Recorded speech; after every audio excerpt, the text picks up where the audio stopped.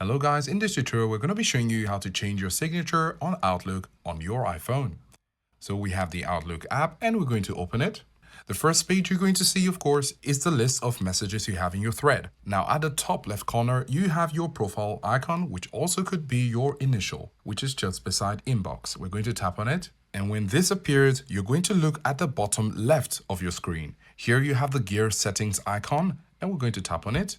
And now we're here on the quick settings, you can see signature. We're going to tap on it and right away you can see get Outlook for iOS. If you want to change this, all you need to do is to tap on it as we've done. Select everything, delete it, and you could put your name and profession. You could say John Lars. So after typing John Lars and PR, we can simply look at the top right corner where we have the done icon there with a tick.